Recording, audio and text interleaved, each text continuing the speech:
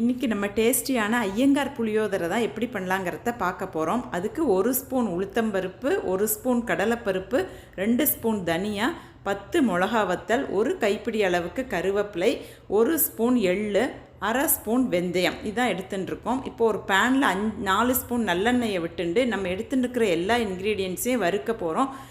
வெந்தயம் எள்ளு தவிர இது ஒரு 50% வறுத்த அப்புறமா நம்ம எடுத்து வச்சுருக்கிற எள்ளு வெந்தயம் ரெண்டையும் அது கூட ஆட் பண்ணி பருப்பெல்லாம் நல்லா செவந்து வரும்போது நம்ம அதை அப்படியே தனியாக எடுத்து வச்சிடலாம். அடுத்தாப்பில் ஒரு கடாயில் நல்லெண்ணெயை 6 ஸ்பூன் விட்டுண்டு கடுகு வெடித்த உடனே உளுத்தம்பருப்பு கடலைப்பருப்பு போட்டு அது கூட கொஞ்சம் 4-5 மிளகாவத்தலை கிள்ளி போட்டு இந்த அளவுக்கு செவந்து வரும்போது அதில் தாராளமாக பெருங்காயம், அப்புறமா 1 கைப்பிடி அளவுக்கு கருவேப்பிலை எல்லாம் போட்டு நல்லா பொரித்து வந்த உடனே நம்ம கரைச்சி வச்சுட்டுருக்கிற கெட்டியான புளி ஜலத்தை அதில் விட்டுண்டு 1 ஸ்பூன் மஞ்சப்பொடி, டேஸ்ட்டுக்கு சால்ட் ஆட் பண்ணிக்கலாம். அதுக்குள்ளே நம்ம வறுத்து வச்சுருக்கிற இன்க்ரீடியன்ஸை இந்த அளவுக்கு நைஸாக பவுடர் பண்ணிட்டு அதையும் அந்த புளி ஜலத்தோடு மிக்ஸ் பண்ணி விட்டுடுறோம்.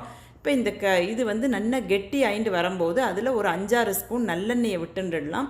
அதுக்கப்புறமா டேஸ்ட்டுக்கு 1 ஸ்பூன் வெல்லம் ஆட் பண்ணிக்கிறேன். ஒரு 4-5 நிமிஷம் ஆகும்போது புளிக்காய்ச்சல் நல்லா கெட்டியாகி நம்ம விட்ட நல்லெண்ணெய் எல்லாம் இப்படி ஊஸ் அவுட் ஆகி வெளியில் வந்திருக்கும். இந்த ஸ்டேஜில் நம்ம ஸ்டவ் ஆஃப் பண்ணிடலாம்.